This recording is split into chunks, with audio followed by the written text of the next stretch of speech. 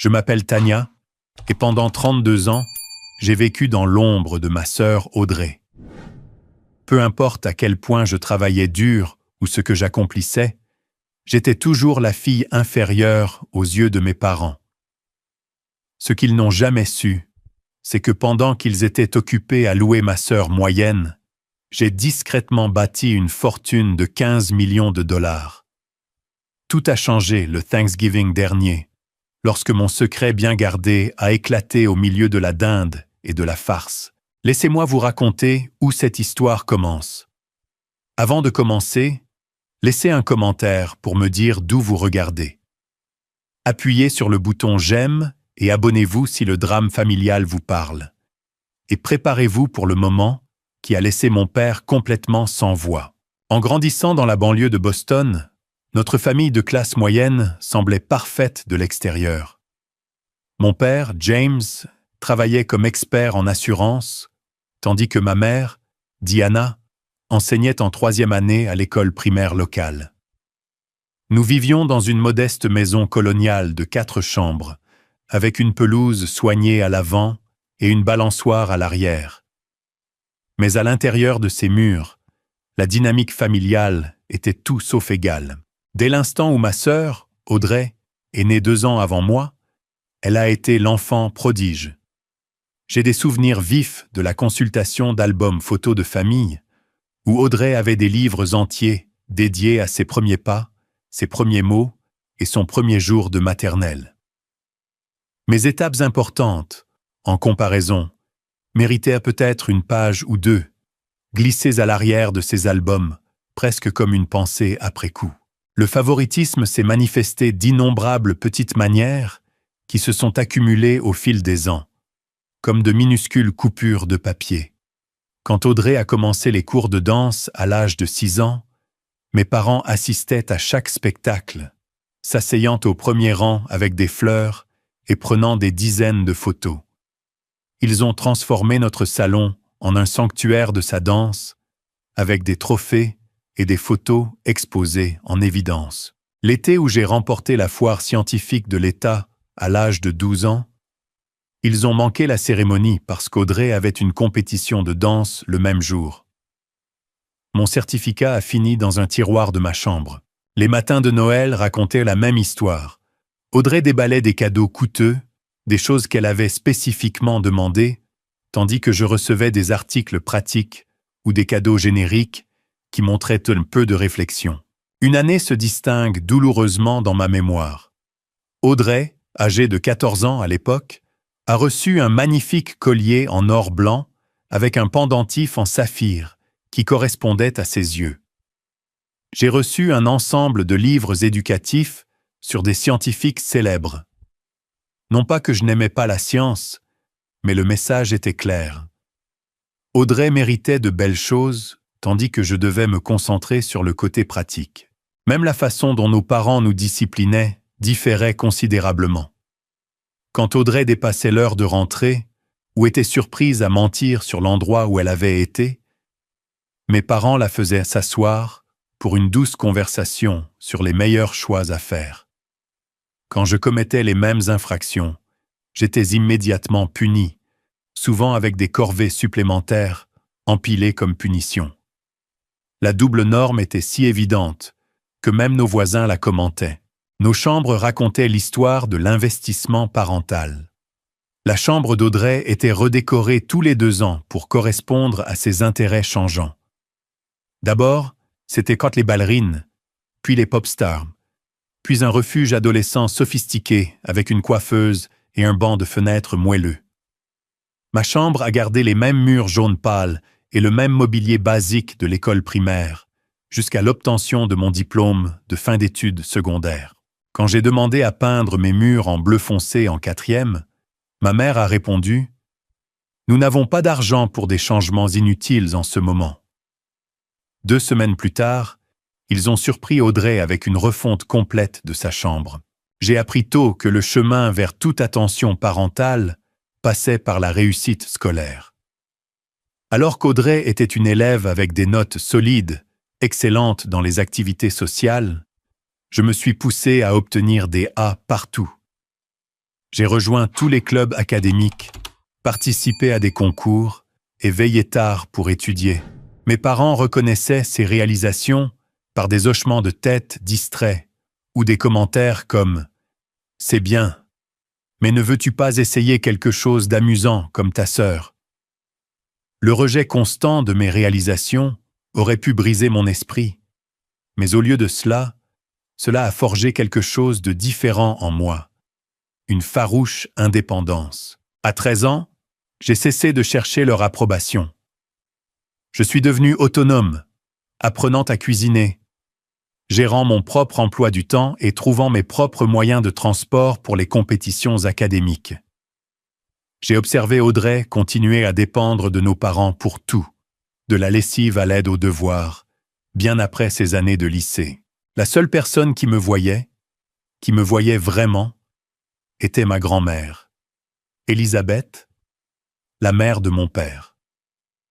Grand-mère Lise était une femme vive et pragmatique qui avait travaillé comme comptable à une époque où peu de femmes avaient vraiment des carrières.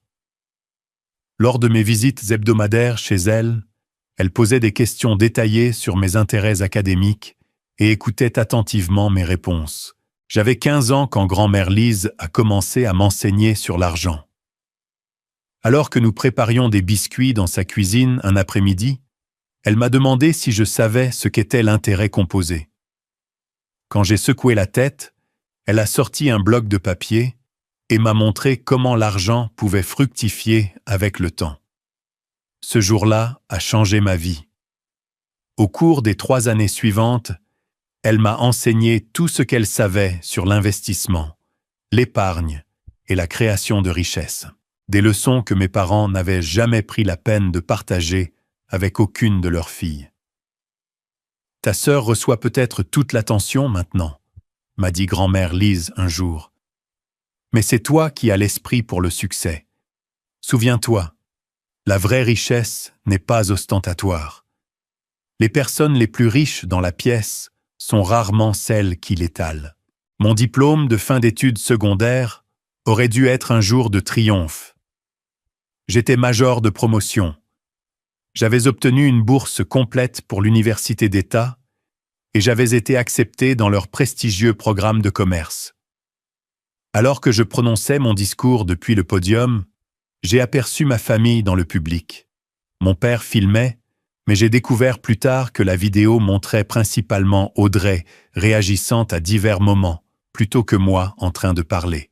Pendant ma fête de remise de diplôme, mes parents ont passé la plupart du temps à raconter à leurs proches l'admission d'Audrey dans une coûteuse université privée, malgré ses notes médiocres. Mes réalisations étaient pour mentionner comme une brève parenthèse. C'était bien que Tania ait eu cette bourse. Elle a toujours été si pratique. Cette nuit-là, je me suis fait une promesse. Un jour, je bâtirai une vie si réussie qu'il serait impossible de l'ignorer. Mais au moment où je l'ai accomplie, je me suis demandé si je voudrais encore leur reconnaissance. Alors qu'Audrey partait pour l'université de Westfield, un collège privé coûtant plus de 4 000 $ par an, je me suis inscrite à l'université d'État grâce à ma bourse d'études complète. Le contraste dans la façon dont nos éducations étaient soutenues n'aurait pas pu être plus frappant. Mes parents ont aidé Audrey à meubler sa chambre d'étudiante avec tout le nécessaire. Des draps assortis au mini-réfrigérateur et au dernier ordinateur portable. Ils ont conduit 6 heures pour l'aider à emménager, restant le week-end pour s'assurer qu'elle était bien installée. Pour mon emménagement à l'université, mon père m'a déposé avec mes 2 valises et une boîte de fournitures d'occasion en disant « Eh bien, tu as toujours été indépendante. Je suis sûr que tu vas t'en sortir. Appelle si tu as absolument besoin de quelque chose. » Il était de retour dans la voiture en 20 minutes, se dépêchant de rentrer à la maison pour aider ma mère à préparer un colis de réconfort pour Audrey, qui était à l'université depuis seulement 2 semaines et avait déjà le mal du pays. Quand j'appelais à la maison ce premier semestre, mes parents semblaient toujours distraits, impatients de me raconter la vie sociale d'Audrey et comment elle s'adaptait. Quand j'ai mentionné ma moyenne de 4,0 après les examens de mi-parcours, ma mère a dit « C'est bien, chérie ». T'ai-je dit qu'Audrey avait été invitée à rejoindre la meilleure sororité du campus?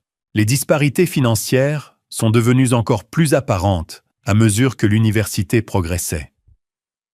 Mes parents n'ont rien contribué à mon éducation, me rappelant que j'avais une bourse chaque fois que l'argent était mentionné. Pendant ce temps, ils ont non seulement payé les frais de scolarité complets d'Audrey, mais lui ont également donné une allocation mensuelle pour ses dépenses. J'ai occupé 3 emplois pour couvrir mes frais de subsistance. Des quarts de travail le matin au café du campus, des heures le week-end à la bibliothèque et le tutorat d'autres étudiants en économie et finance.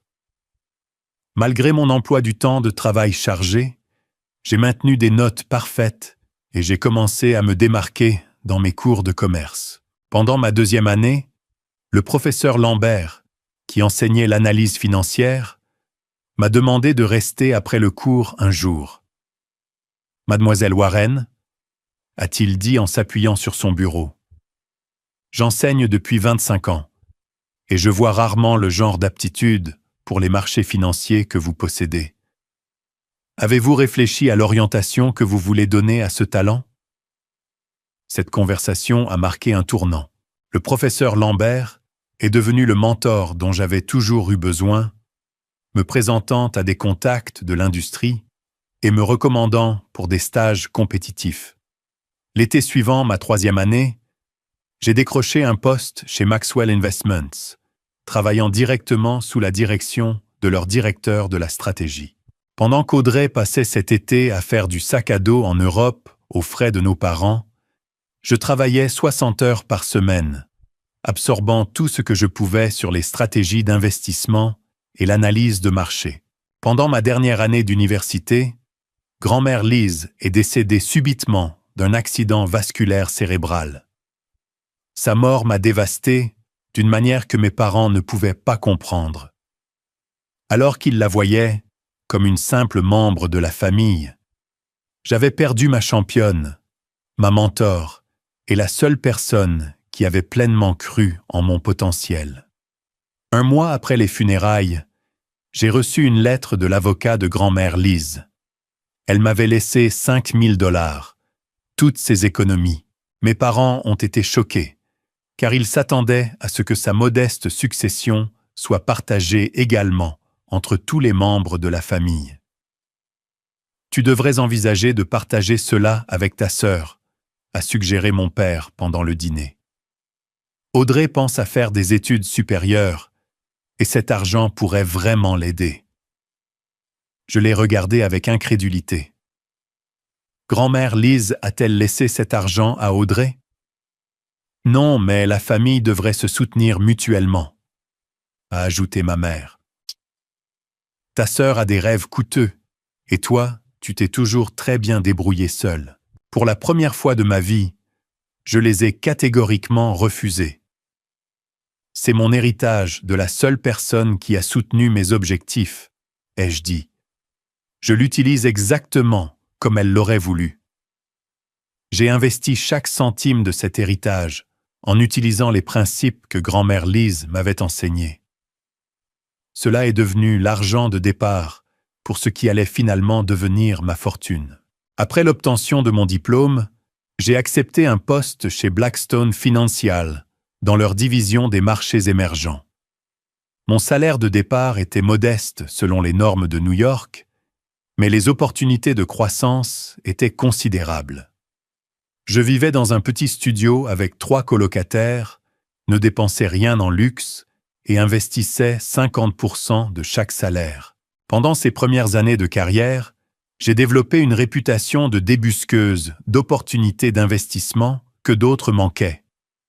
Alors que mes collègues se concentraient sur les marchés traditionnels, j'ai recherché les technologies émergentes et les entreprises d'énergie durable avant qu'elles ne deviennent des secteurs d'investissement à la mode. À 26 ans, j'avais économisé suffisamment pour prendre un risque calculé.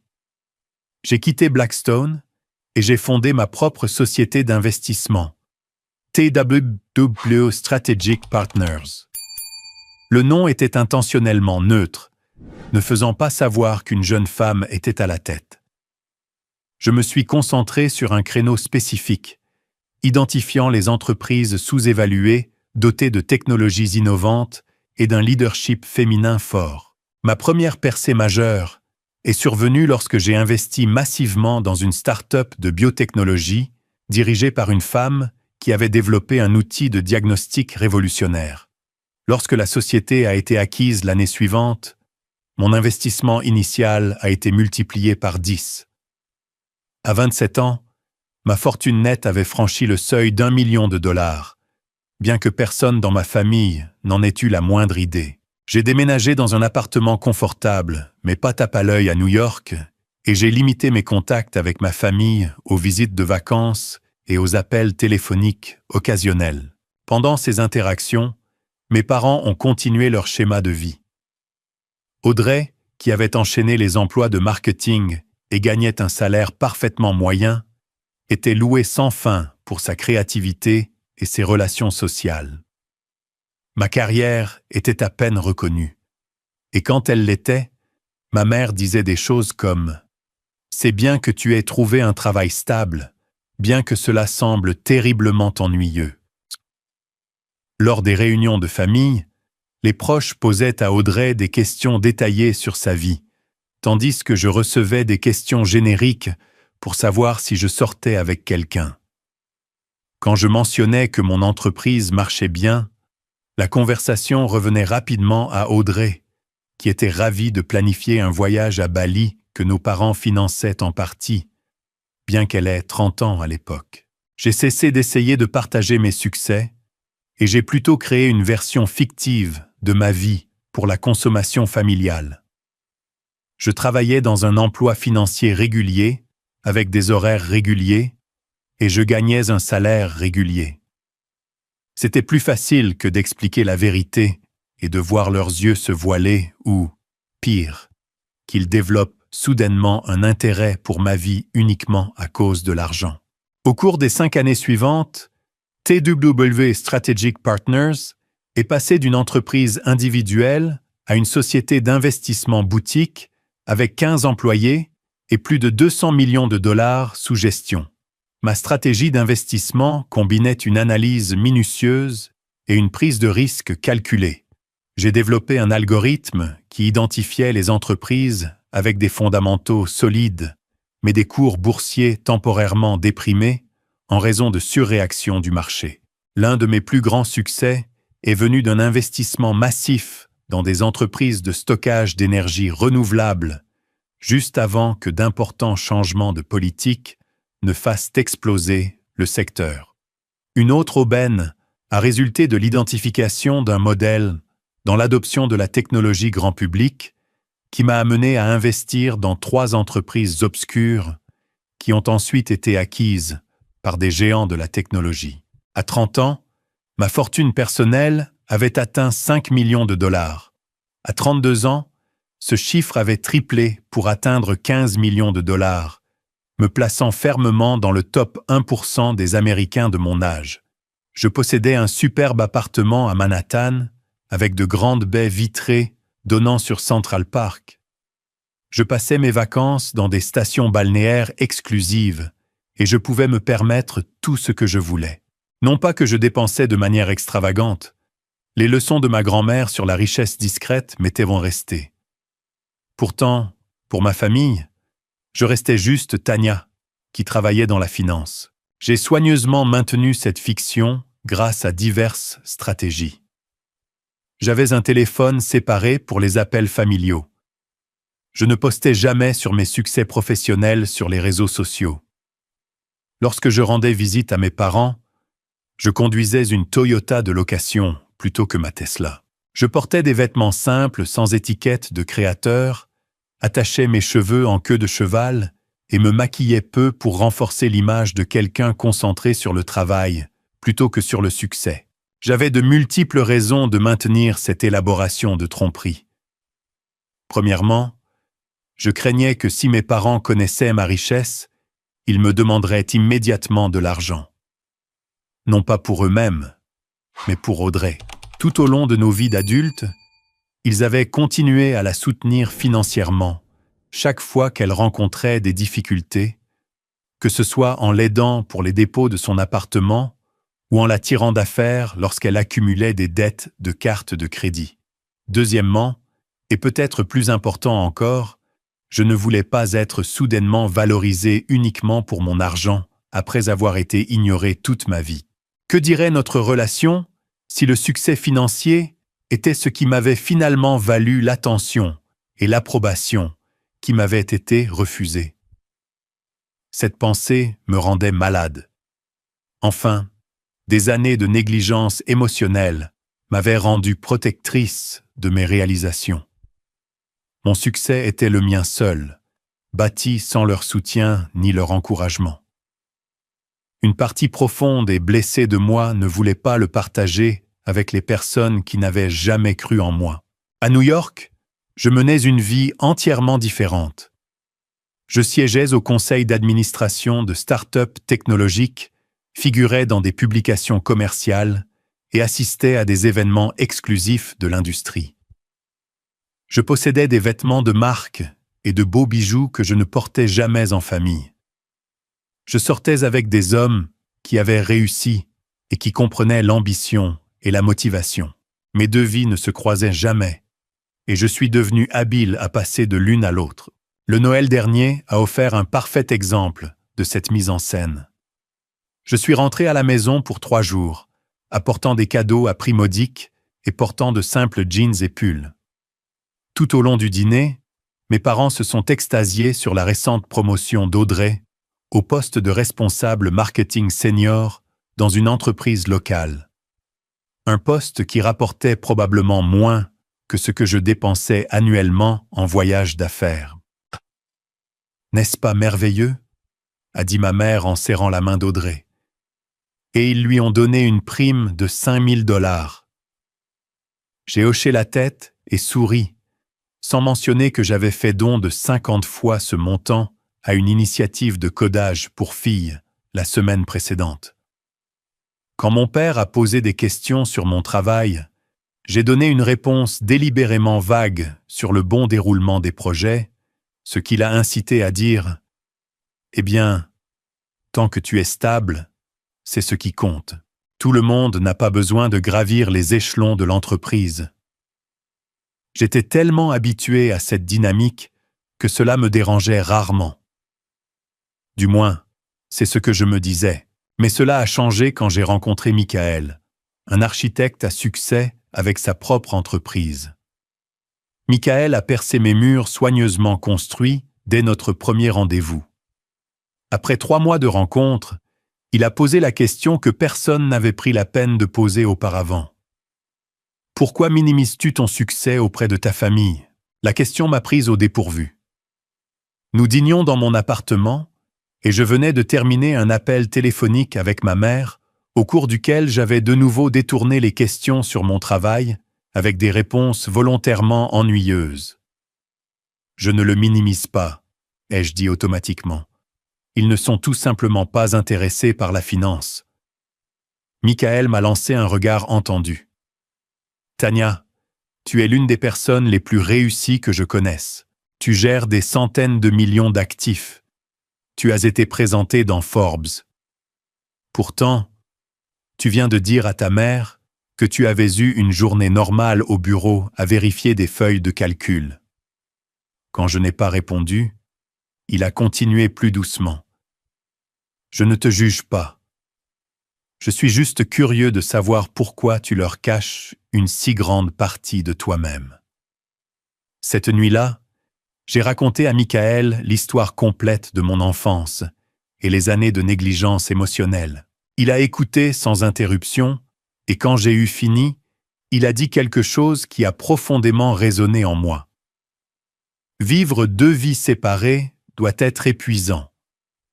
À un moment donné, ne veux-tu pas simplement être toi-même dans ta totalité? Sa question est restée avec moi pendant des semaines. À l'approche de Thanksgiving, j'ai pris une décision. Je n'annoncerai pas ma richesse ou mon succès de manière spectaculaire, mais je cesserai de le cacher activement. Je ramènerai Michael à la maison pour rencontrer ma famille, porterai les vêtements que j'aimais vraiment et répondrai honnêtement aux questions sur mon travail si on me les posait. Comme petite étape vers l'authenticité, j'ai acheté une nouvelle télévision pour mes parents, un modèle agréable mais non extravagant. C'était quelque chose dont ils avaient besoin, car leur télévision actuelle avait plus de 10 ans et représentait une infime fraction de ce que je pouvais réellement me permettre de leur offrir. Pourtant, c'était plus cher que mes cadeaux génériques habituels, et je me sentais à la fois nerveuse et excitée à propos de ce petit pas vers l'honnêteté. Le trajet de New York à Boston, le mercredi avant Thanksgiving, m'a rempli d'une anxiété familière, malgré la présence rassurante de Michael. Alors que nous entrions dans la rue de mes parents, j'ai immédiatement remarqué la nouvelle Audi d'Audrey garée dans l'allée, une voiture que mes parents l'avaient aidé à financer malgré son prétendu succès professionnel. « C'est l'heure du spectacle », ai-je murmuré à Michael alors que nous nous garions dans la rue et prenions nos sacs. La télévision, enveloppée dans un papier argenté de bon goût avec un nœud bleu, était sur la banquette arrière. Mercredi. La livrée après nous être installés. Au moment où nous avons franchi la porte d'entrée, la dynamique familiale s'est établie avec une prévisibilité douloureuse. Ma mère s'est précipitée devant moi pour serrer Michael dans ses bras, ravie de rencontrer mon petit ami qui avait réussi, tandis que mon père me donnait une tape distraite sur l'épaule avant d'appeler. « Audrey, Tania est là. » Audrey est entrée dans la pièce comme si elle faisait une entrée sur scène. À 34 ans, ma sœur se tenait toujours avec l'air confiant de quelqu'un à qui l'on avait dit toute sa vie qu'elle était spéciale. Ses cheveux blonds foncés étaient fraîchement méchés, son maquillage impeccable. « Ta !» s'est-elle exclamée, me donnant une accolade rapide qui a à peine fait contact. Elle s'est immédiatement tournée vers Michael, le jaugeant avec une approbation évidente. « Alors, vous êtes le célèbre Michael. Maman dit que vous êtes architecte. » Pendant que Michael gérait les présentations avec grâce, j'ai jeté un coup d'œil autour du salon. De nouvelles photos d'Audrey et de son mari, Brad, dominaient la cheminée, y compris plusieurs de leurs vacances à Hawaï, auxquelles nos parents avaient contribué comme cadeau d'anniversaire.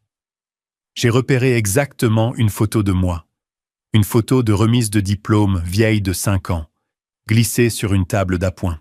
Le dîner ce soir-là était une leçon magistrale de favoritisme subtil.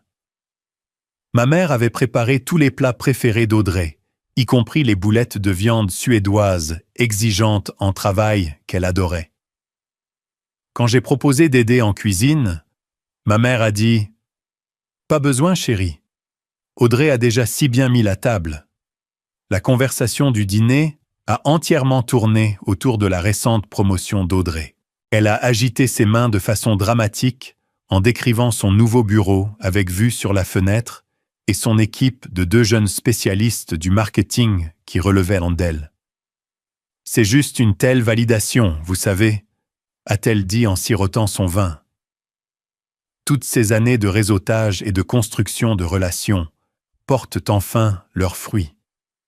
Ils m'ont spécifiquement dit que mes compétences relationnelles étaient la raison pour laquelle j'avais obtenu le poste. Mes parents ont hoché la tête avec enthousiasme tout au long de son récit. Quand Brad a mentionné que la promotion n'était accompagnée que d'une modeste augmentation, mon père a immédiatement dit « Eh bien, tu sais, nous pouvons t'aider si tu as besoin d'améliorer certaines choses pour ton nouveau poste.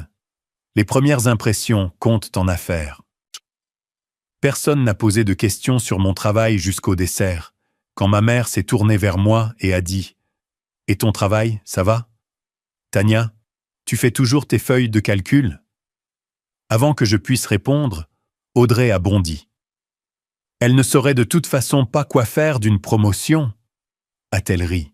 « Tu te souviens comme elle a toujours détesté être le centre de l'attention.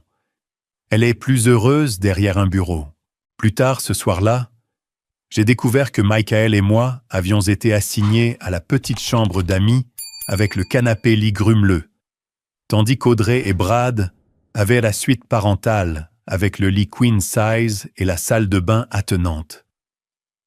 Quand j'ai mentionné cela à ma mère, elle a semblé sincèrement confuse par mon objection.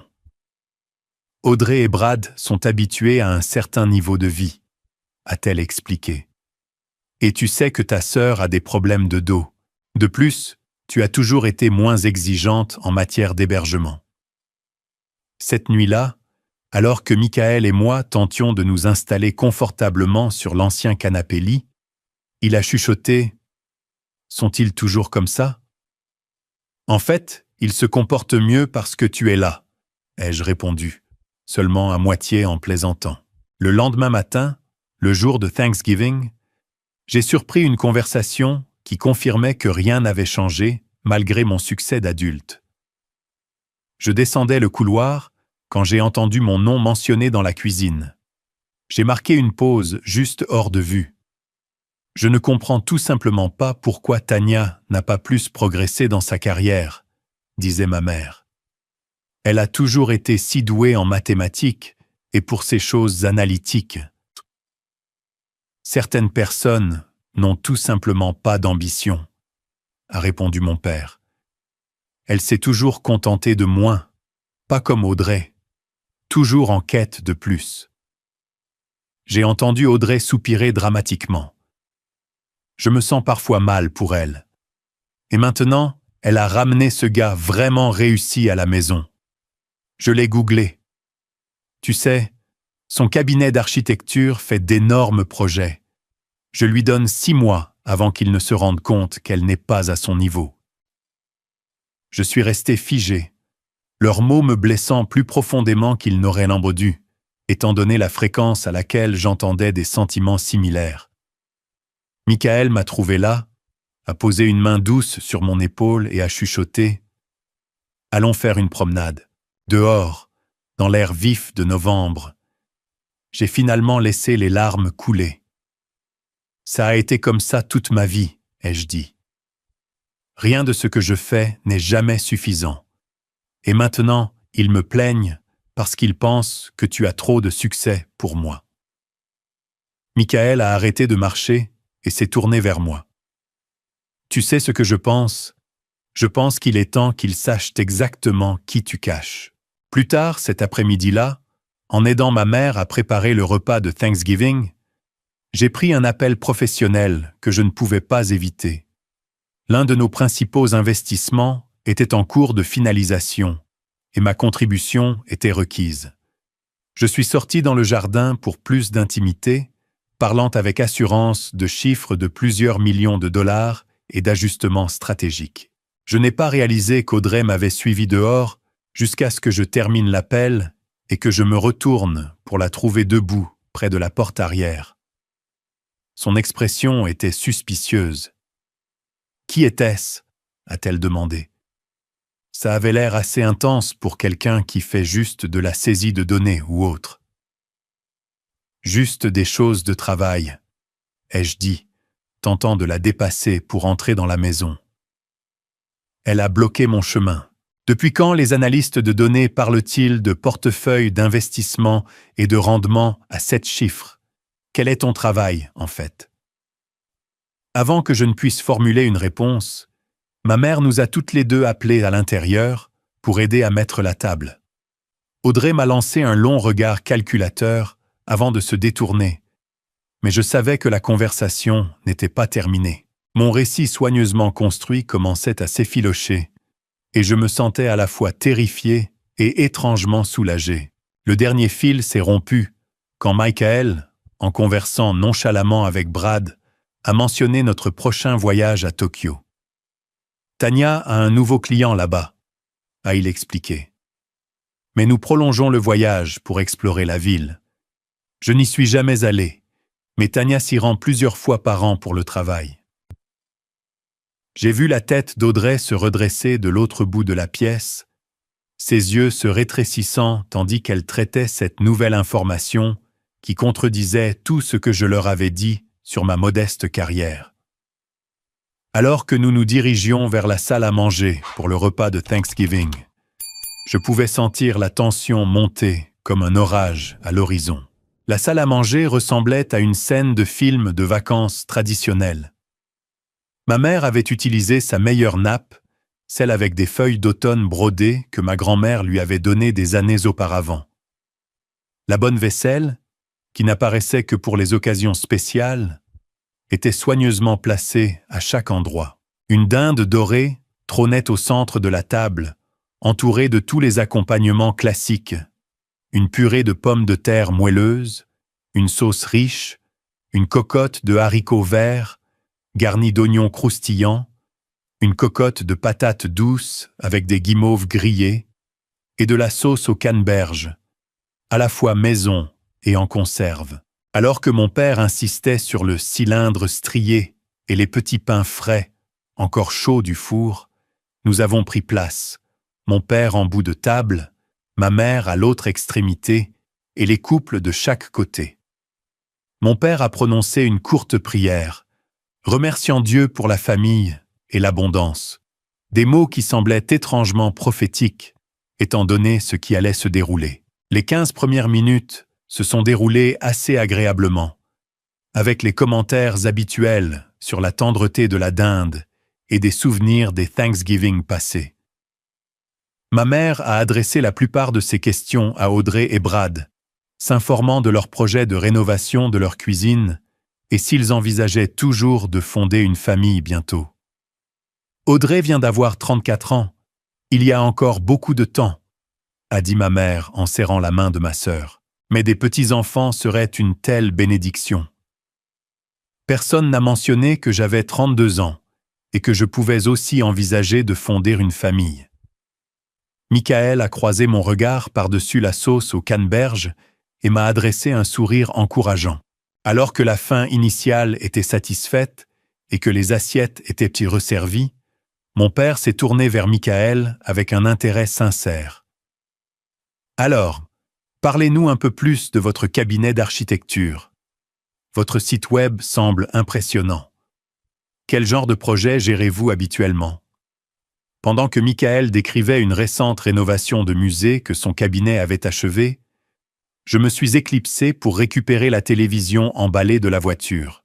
De retour dans la salle à manger, j'ai placé le grand paquet contre le mur et j'ai rejoint la table. « Qu'est-ce que c'est ?» a demandé ma mère en remarquant le cadeau. « Juste une petite attention pour toi et papa, » ai-je dit, essayant d'avoir l'air décontracté. « Un cadeau de Noël en avance, mais je pensais que vous l'apprécieriez pour les matchs de football des fêtes. » Quand le dîner a pris fin, j'ai apporté le paquet à mes parents. Ils ont eu l'air surpris, car mes cadeaux étaient généralement petits et pratiques. Des livres ou des gadgets de cuisine coûtant moins de 50 $. Mon père a déchiré le papier cadeau pour révéler une télévision intelligente de 55 pouces. Pas le modèle le plus cher disponible, mais certainement une amélioration significative par rapport à leur ancien appareil. Ses sourcils se sont levés alors qu'il lisait les spécifications sur la boîte. « Tania, c'est trop, » a dit ma mère, l'air confuse. « Cela a dû coûter une fortune. » C'était en solde, ai-je menti instinctivement, puis je me suis reprise. En fait, non, je voulais vous offrir quelque chose de bien. Comment peux-tu te permettre quelque chose comme ça? A demandé mon père, son ton quelque part entre l'inquiétude et la suspicion. Cela coûte plus de 1000 $. Je me débrouille bien au travail, ai-je dit avec prudence. Audrey, qui examinait la boîte avec des yeux plissés, a sorti son téléphone. Le numéro de modèle était visible sur l'emballage, et j'ai réalisé avec un sentiment de malaise ce qu'elle faisait. « 1100 $, a-t-elle annoncé après une recherche rapide. « Tania, c'est plus d'1 mois de loyer pour certaines personnes. Depuis quand peux-tu te permettre des cadeaux comme ça avec un salaire d'analyste de niveau intermédiaire? » J'ai senti la main de Michael sur mon genou sous la table, un signe silencieux de soutien. Prenant une grande inspiration, j'ai décidé de m'aventurer dans la vérité, en tâtonnant. En fait, je me débrouille très bien au travail, ai-je commencé. Mon entreprise s'est considérablement développée ces dernières années et je suis maintenant à un poste de direction. Direction, a ricané Audrey. Le Noël dernier, tu nous as dit que tu faisais toujours le même travail que celui par lequel tu avais commencé. J'ai simplifié les choses, ai-je admis. La vérité, c'est que je possède ma propre société d'investissement. Nous avons pas mal de succès. Un silence confus est tombé sur la table. Mon père m'a regardé comme si j'avais commencé à parler une langue étrangère. Ma mère a regardé Audrey comme si elle cherchait son interprétation de cette information. « De quoi parles-tu » a exigé Audrey. « Tu n'as jamais mentionné posséder une entreprise. » Pendant que cette conversation inconfortable se déroulait, les pouces d'Audrey étaient occupés sur son téléphone. J'ai réalisé qu'elle me cherchait sur Google. Et contrairement aux années précédentes, je n'avais fait aucun effort pour demander aux publications professionnelles d'utiliser mon deuxième prénom ou d'éviter les photographies dans les profils récents. La couleur a fui le visage d'Audrey tandis qu'elle fixait son écran. Puis, dans un mouvement soudain qui a fait sursauter tout le monde, elle a claqué son téléphone sur la table et s'est levée. Tanya Warren, PDG de TWW Strategic Partners, a-t-elle lu sur son écran, sa voix montant à chaque mot. Une société d'investissement boutique gérant plus de 200 millions de dollars d'actifs, présentée dans l'édition Finance des 30 Under Train de Forbes, nommée l'une des femmes d'affaires les plus influentes de New York l'année dernière. Elle a levé les yeux de son téléphone, son visage déformé par l'incrédulité et une rage croissante. Pendant toutes ces années, tu étais quoi? Riche en secret pendant que nous luttions pour payer nos mensualités de prêt immobilier et que je devais supplier maman et papa pour nous aider avec notre prêt auto. Je suis resté calme, bien que mon cœur battait la chamade. Ce n'est pas un secret, exactement. Ce n'est juste pas quelque chose dont j'ai discuté avec la famille. Pas quelque chose dont tu as discuté? Audrey était presque en train de crier maintenant. Tu nous as laissé croire que tu étais une simple employée de bureau, alors que tu vaux apparemment. Elle a jeté un coup d'œil à son téléphone, et ses yeux se sont encore écarquillés. Oh mon Dieu, 15 millions de dollars! La salle à manger est devenue complètement silencieuse. Mon père est resté figé, sa fourchette suspendue à mi-chemin de sa bouche, complètement sans voix. Ma mère a fait un petit son d'étouffement et a tendu la main vers son verre d'eau d'une main tremblante. « 15 millions de dollars » a répété Audrey, sa voix maintenant un chuchotement dangereux. « Pendant toutes ces années, maman et papa m'ont aidé pendant que tu étais assise sur une fortune. À quel point peux-tu être égoïste? » L'injustice de cette accusation a finalement brisé mon extérieur composé.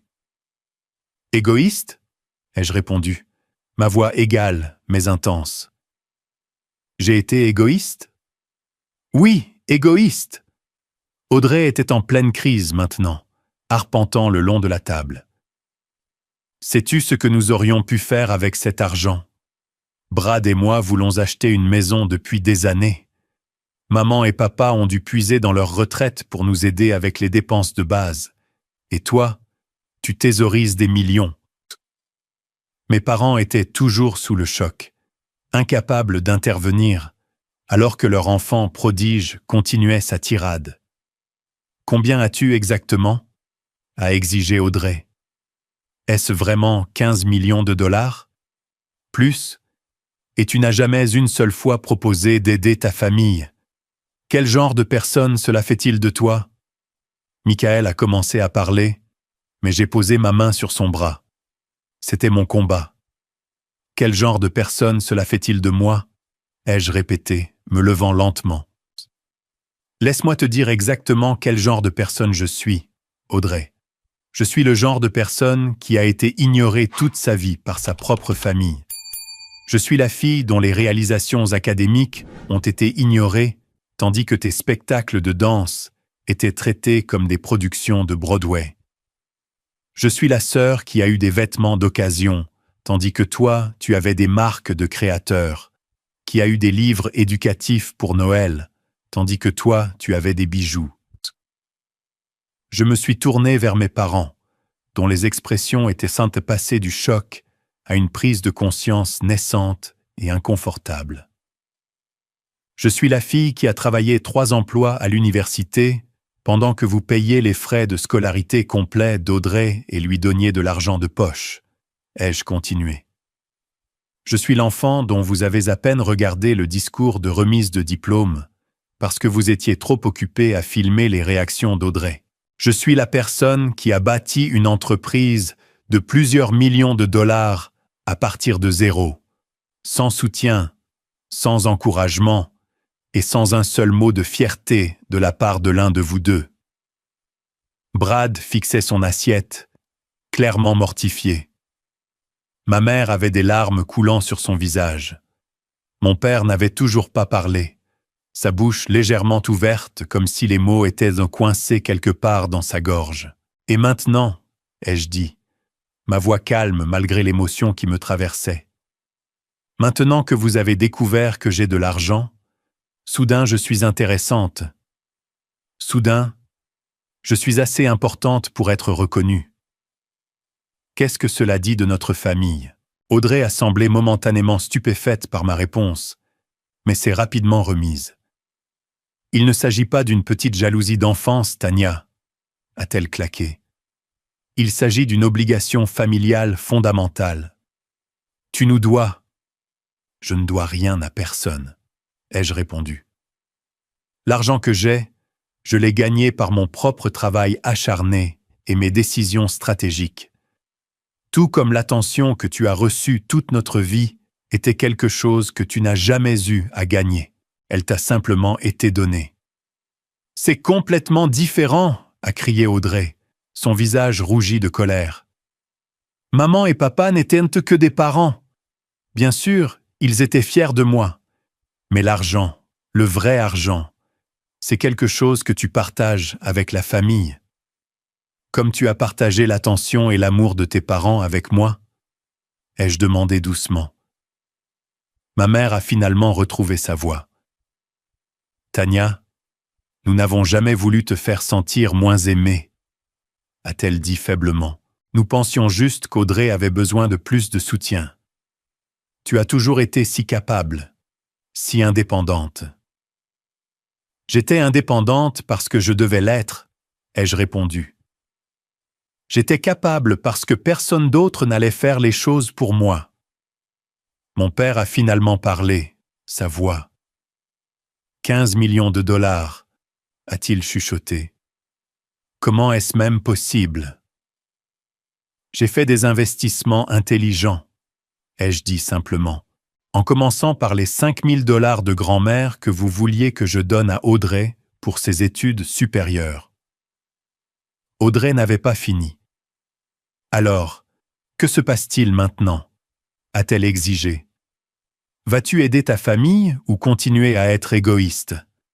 Brad et moi pourrions utiliser un acompte pour une maison. Maman et papa devraient ne pouvoir prendre leur retraite confortablement. C'est ce que la famille fait l'un pour l'autre. Michael, qui était resté respectueusement silencieux pendant la majeure partie de la confrontation, a finalement pris la parole. D'après ce que j'ai observé aujourd'hui, Tania a donné à cette famille toute sa vie, mais pas financièrement. C'est peut-être le moment que quelqu'un lui rende quelque chose, comme un respect élémentaire. Personne ne t'a demandé ton avis, lui a rétorqué Audrey. Je crois que nous avons terminé ici, ai-je dit en posant ma serviette sur la table. Michael et moi allons passer la nuit à l'hôtel. Tu vas juste partir? Audrey était incrédule. Après nous avoir balancé cette bombe? Typique de Tania, toujours à ne penser qu'à elle. Alors que je prenais mon sac à main et mon manteau, Je me suis tourné pour un dernier regard sur ma famille. Mon père semblait toujours incapable de former des phrases complètes. Ma mère pleurait silencieusement. Brad avait l'air de vouloir disparaître sous la table, et Audrey se tenait les poings serrés. Des années de privilèges se heurtaient à la réalisation soudaine que sa sœur ignorée l'avait dépassée de la manière la plus tangible par laquelle la société mesure le succès. Le dîner de Thanksgiving était terminé. La dinde à moitié mangée, la tarte à la citrouille intacte. Alors que Michael et moi marchions vers la porte, j'ai entendu Audrey m'appeler. « Cette conversation n'est pas terminée, Tania. Tu ne peux pas simplement cacher ton argent à ta famille et faire comme si c'était acceptable. » Mais j'étais déjà en train de sortir dans l'air frais de novembre, me sentant plus légère que je ne l'avais été depuis des années. La chambre d'hôtel Marriott a semblé un sanctuaire après le dîner explosif.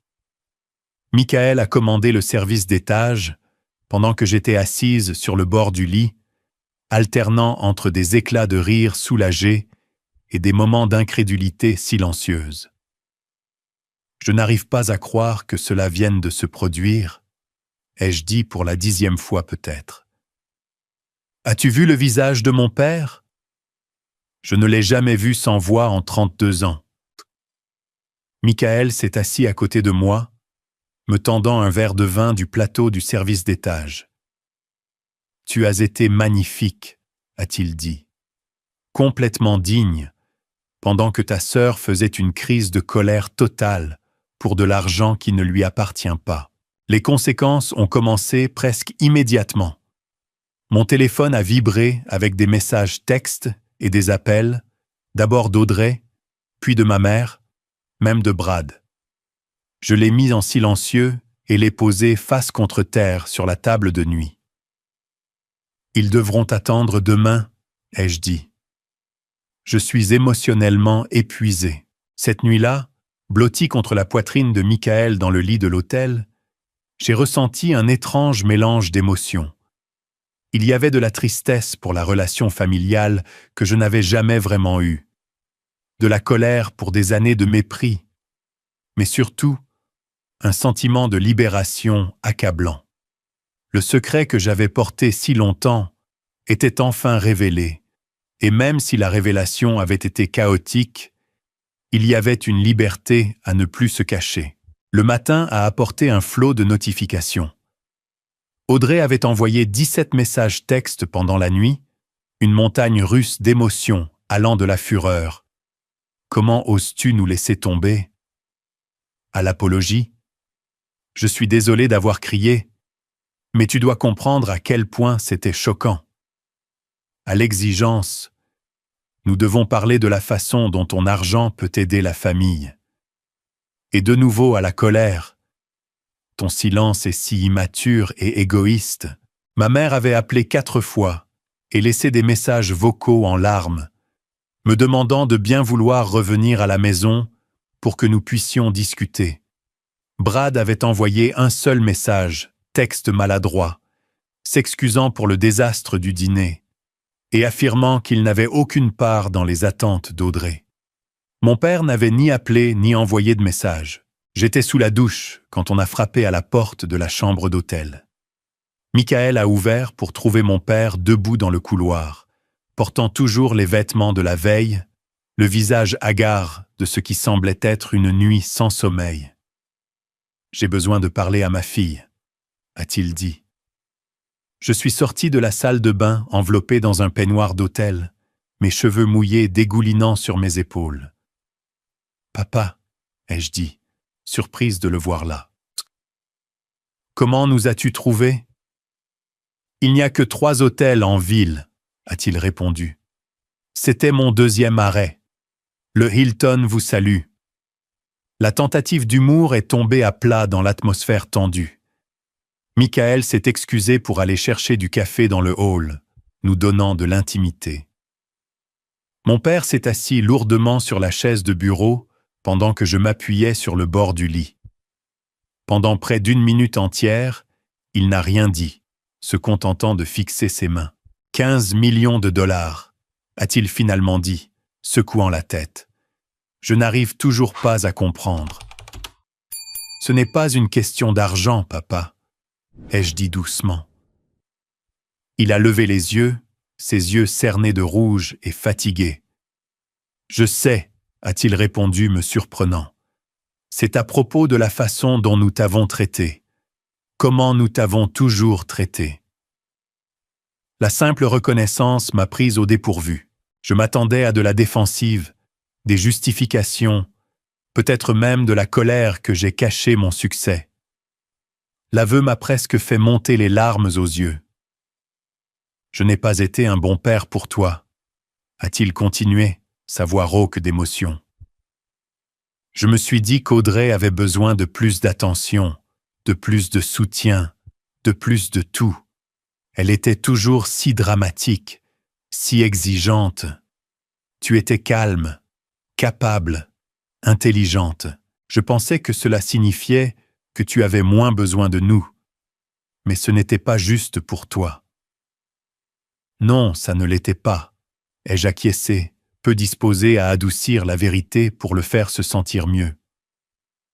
Ta mère et moi, nous sommes tombés dans un schéma très tôt. Audrey pleurait et faisait des crises de colère si elle n'obtenait pas ce qu'elle voulait. Toi, tu t'adaptais, tu trouvais une autre solution. Nous avons pris le chemin de la moindre résistance, et tu en as souffert. Il a passé une main sur son visage. Quand tu avais 10 ans, tu as gagné ce concours scientifique à l'école. Tu te souviens? Tu as construit ce modèle de système solaire qui bougeait vraiment. J'étais si fier, mais je ne te l'ai jamais dit. Nous avons dû partir tôt parce qu'Audrey s'ennuyait et faisait une scène. Je me suis souvenu. J'avais passé des semaines sur ce projet, calculant soigneusement les distances relatives et les tailles des planètes, construisant un moteur à partir d'un kit pour les faire tourner. J'ai remporté la première place, mais ma famille était déjà partie quand ils ont appelé mon nom. Il y a eu 1000 moments comme ça, ai-je dit. 1000 fois où mes réalisations ont été ignorées, tandis que la médiocrité d'Audrey était célébrée. Il a grimacé, mais n'a pas argumenté. Tu as raison, et maintenant, tu as plus de succès que nous aurions pu l'imaginer, et nous l'avons manqué. Nous avons manqué tout ton parcours. Cela aurait-il compté si je n'avais pas réussi? Ai-je demandé. Si j'étais juste une analyste ordinaire gagnant un salaire décent, aurions-nous cette conversation? Ou Audrey serait-elle toujours le centre de l'univers familial? Il n'a pas eu de réponse à cela. Notre conversation a été interrompue par mon téléphone qui a sonné. Ma mère appelait à nouveau. J'ai refusé l'appel, mais quelques instants plus tard, le téléphone de mon père a sonné. Il a répondu, parlant à voix basse, son expression devenant de plus en plus mal à l'aise. « Ils sont à la maison », a-t-il dit après avoir raccroché. « Ta mère et Audrey, elles veulent te parler, nous tous en famille. » À propos de mon argent, ai-je deviné. Il ne pouvait pas croiser mon regard, ce qui était une réponse suffisante. Quand Michael est revenu, je l'ai mis au courant de la conversation. « Vaut-il la peine d'y retourner » a-t-il demandé, préoccupé. « Tu ne leur dois pas une autre confrontation. » J'y ai réfléchi attentivement. Une partie de moi voulait quitter l'hôtel et retourner directement à New York, laissant le désordre derrière moi. Mais une autre partie, celle qui avait passé toute une vie à chercher la reconnaissance de ma famille, voulait une résolution. « Je pense que je dois finir ça, » ai-je dit. Établir des limites une fois pour toutes. De retour chez mes parents, j'ai trouvé ma mère et Audrey qui attendaient dans le salon. Ma mère s'est précipitée pour me serrer dans ses bras, mais j'ai reculé, gardant mes distances. « Parlons simplement, » ai-je dit. Audrey avait clairement pleuré. Son maquillage était taché et ses yeux gonflés, mais la façon dont elle serrait la mâchoire me disait qu'elle était loin d'accepter la situation. Je tiens à m'excuser pour ma réaction d'hier, a-t-elle commencé, sa voix contrôlée. Ce fut un choc d'apprendre que ma sœur est secrètement riche alors que nous luttions. Je t'ai vu prendre le soutien familial toute ta vie d'adulte, ai-je répondu. Frais de scolarité, aide pour le loyer, paiement de voiture, vacances. Même maintenant, à 34 ans, tu t'attends à ce que maman et papa subventionnent ton mode de vie. Je n'ai jamais demandé ni reçu un sou. C'est différent, a-t-elle insisté. Ils ont offert cette aide parce qu'ils m'aiment. Et parce que je n'en avais pas besoin, je ne mérite pas le même amour, ai-je demandé. Ma mère a interjeté, sa voix suppliante. Nous vous aimons toutes les deux de la même manière, Tania. Nous l'avons juste montré différemment. Vous ne me l'avez pas montré du tout, ai-je dit sèchement. Toute mon enfance est une étude de cas sur le favoritisme. Ce n'est pas juste, a protesté ma mère. Nous étions aussi là pour toi. Nomme l'une de mes réalisations que tu as célébrées aussi avec enthousiasme que les spectacles de danse d'Audrey, ai-je défié. Une fois où vous avez fait passer mes besoins avant les siens. Le silence était accablant. Audrey, de plus en plus frustrée par la tournure de la conversation, en est venue à sa véritable préoccupation. Écoute, ce qui s'est passé est passé. Nous sommes adultes maintenant. La question est, qu'est-ce que tu vas faire pour aider ta famille maintenant que nous savons que tu le peux? Le droit qu'elle s'accordait dans sa voix était sidérant. Rien, ai-je dit simplement. Rien? A-t-elle répété, incrédule. Tu as 15 millions de dollars et tu ne fais rien pour ta famille? Qu'as-tu jamais fait pour moi? Ai-je demandé. À part rivaliser pour l'attention, ignorer mes réalisations et maintenant exiger l'accès à mon argent? C'est ce que font les familles, Tania, a-t-elle presque crié. Elles se soutiennent mutuellement. Oui, elles le font, ai-je acquiescé. Mais ce n'est pas du soutien que tu demandes. C'est un droit à quelque chose que tu n'as pas gagné. Si maman et papa avaient besoin de soins médicaux ou perdèrent leur maison, c'est différent. Mais tu veux mon argent parce que tu penses mériter un meilleur mode de vie que celui que tu t'es gagné toi-même. La conversation a dégénéré à partir de là. Audrey est devenue de plus en plus hostile, alternant entre des tentatives de culpabilisation, des exigences directes et finalement des menaces de me couper de la famille si je ne partageais pas ma richesse. Ma mère pleurait et plaidait pour la paix, tout en ne parvenant pas à aborder les problèmes fondamentaux. Mon père était assis en silence, tentant occasionnellement de modérer, mais paraissant surtout vaincu. Après une heure d'arguments circulaires qui n'ont rien résolu, Michael et moi avons ramassé nos affaires et nous sommes préparés à partir. Alors que nous nous dirigions vers la porte, mon père nous a suivis dehors jusqu'à la voiture. « Je suis désolé », a-t-il dit simplement, « pour tout, pour 32 ans d'erreur. » J'ai hoché la tête, incapable de formuler une réponse qui englobe la complexité de mes sentiments. Nous sommes retournés à New York cet après-midi-là, 3 jours plus tôt que prévu. Pendant le long trajet, Michael et moi avons discuté de tout ce qui s'était passé. « Tu as géré ça avec une grâce incroyable », a-t-il dit alors que nous traversions la frontière de l'État pour entrer à New York. La plupart des gens auraient soit cédé à la pression, soit complètement brûlé les ponts. Je ne sais pas si les ponts ne sont pas déjà brûlés de toute façon, ai-je soupiré. Je ne peux pas imaginer que Thanksgiving sera à l'ordre du jour l'année prochaine.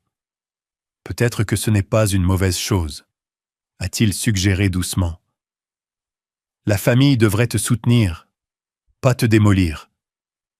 Parfois, la famille que nous choisissons est plus importante que la famille dans laquelle nous sommes nés. La semaine après Thanksgiving a apporté des répercussions continues. Mes parents appelaient quotidiennement, leur approche évoluant de la défense d'Audrey à une reconnaissance progressive de leur rôle dans la création de la dynamique familiale. Mon père, en particulier, semblait réellement réfléchir à son comportement. « Je ne pense pas t'avoir jamais vraiment vu », a-t-il dit lors d'un appel. J'étais tellement occupé à gérer les besoins d'Audrey que j'ai manqué qui tu étais réellement. Je suis fier de toi, Tania. Non pas à cause de l'argent, mais parce que tu as bâti quelque chose de remarquable malgré des parents qui t'ont fait défaut. Ma mère a eu plus de mal à accepter la responsabilité, revenant souvent à « mais nous vous aimions toutes les deux » ou « Audrey avait juste besoin de plus d'attention ».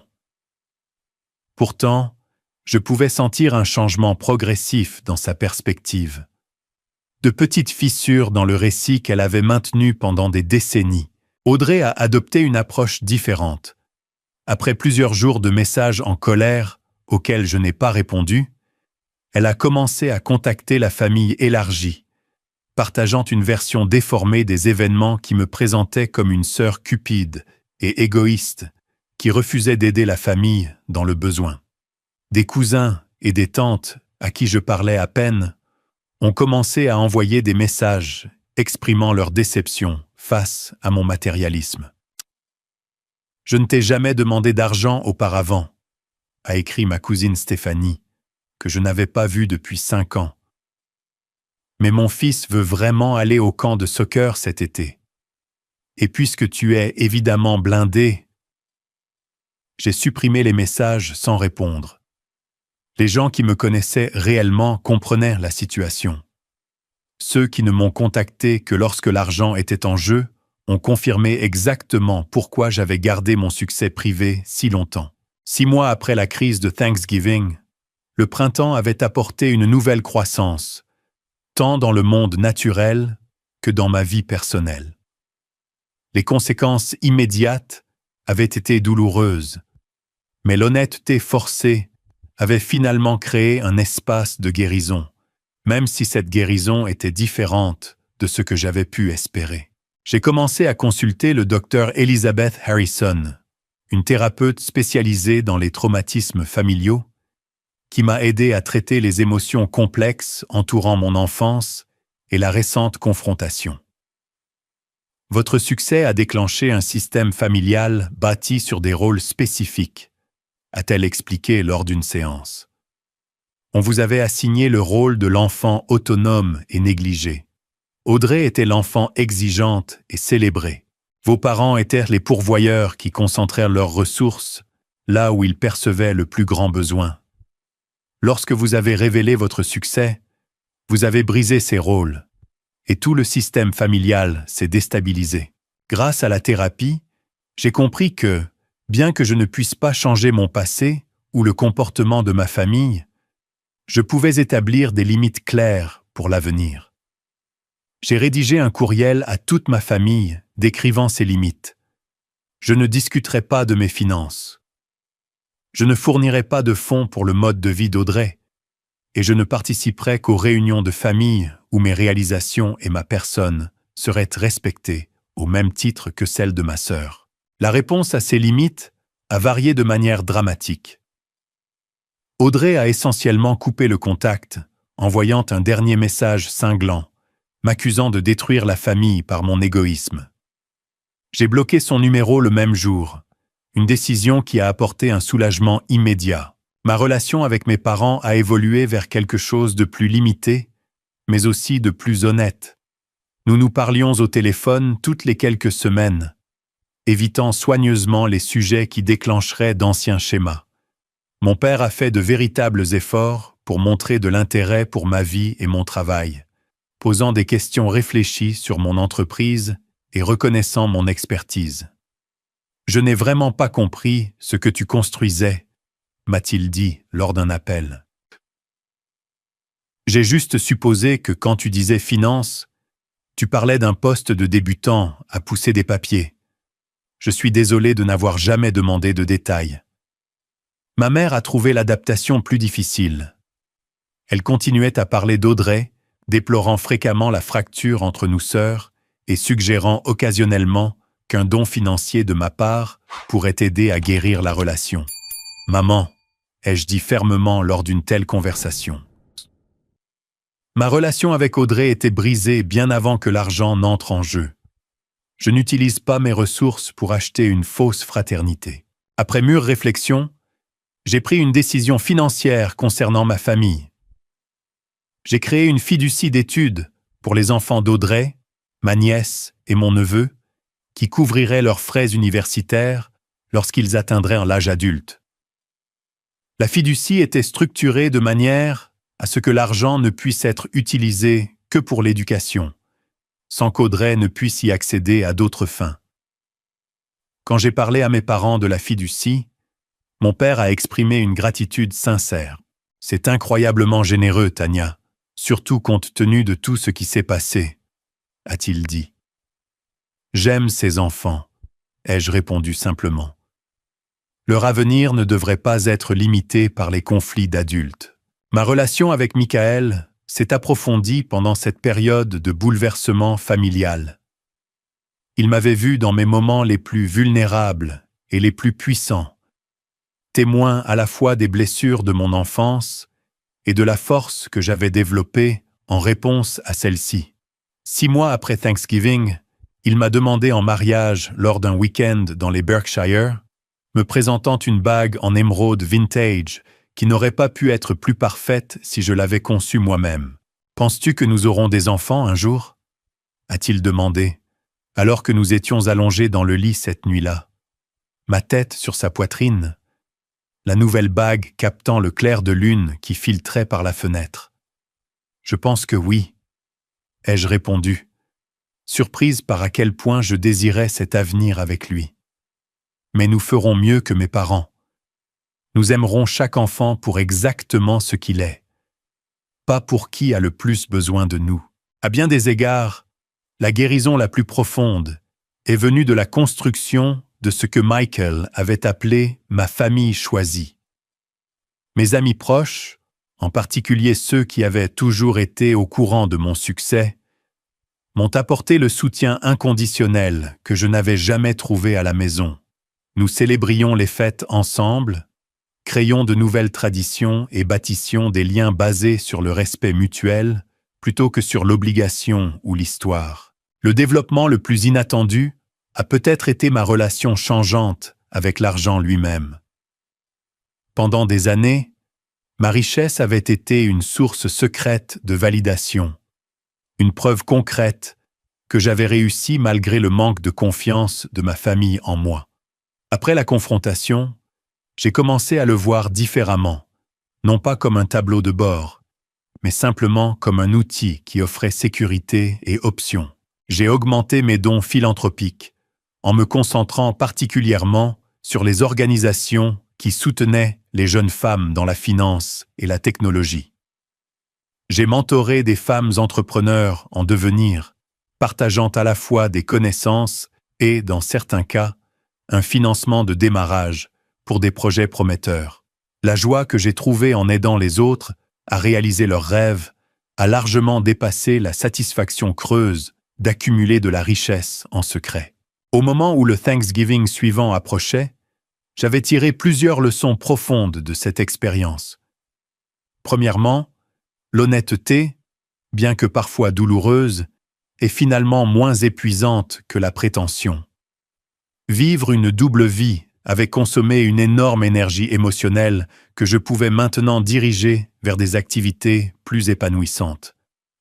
Deuxièmement, l'argent ne crée pas de défauts de caractère. Il les révèle. Ceux qui m'avaient toujours apprécié ont continué à le faire, quelle que soit ma situation financière. Ceux qui ont soudainement montré de l'intérêt en apprenant ma richesse avaient toujours eu une approche transactionnelle des relations. Troisièmement, et peut-être le plus important, j'ai appris que ma valeur n'a jamais dépendu de la reconnaissance de ma famille. J'avais passé des décennies à chercher la validation de personnes qui étaient constitutionnellement incapables de la fournir. Cette reconnaissance devait venir de l'intérieur, de la connaissance de ma propre valeur, indépendamment de l'affirmation externe. Le chemin n'était pas terminé, bien sûr. Les systèmes familiaux ne se transforment pas du jour au lendemain, et les vieilles blessures ne guérissent pas complètement en quelques mois. Mais j'avais trouvé une voie à suivre qui honorait à la fois mes expériences passées et mes possibilités futures. J'avais cessé de me laisser définir par ce que ma famille ne pouvait pas me donner, et j'avais commencé à embrasser ce que je pouvais créer pour moi-même. Je serais toujours la fille qui a grandi dans l'ombre de sa sœur, mais j'étais aussi devenue la femme qui est entrée dans sa propre lumière. Et c'était une histoire qui valait 15 millions de dollars. Avez-vous déjà dû confronter des membres de votre famille à propos d'un traitement inégal? J'aimerais entendre vos histoires dans les commentaires ci-dessous. Si cette vidéo a résonné en vous, veuillez appuyer sur le bouton « J'aime » et vous abonner pour entendre plus d'histoires sur la façon de surmonter les défis familiaux et de trouver votre propre valeur. Partagez ceci avec quelqu'un qui pourrait avoir besoin d'entendre que sa valeur n'est pas déterminée par la validation familiale. Merci d'avoir écouté mon parcours. Et rappelez-vous, parfois la chose la plus puissante que vous puissiez faire est simplement d'assumer votre vérité, peu importe à quel point cela met les autres mal à l'aise.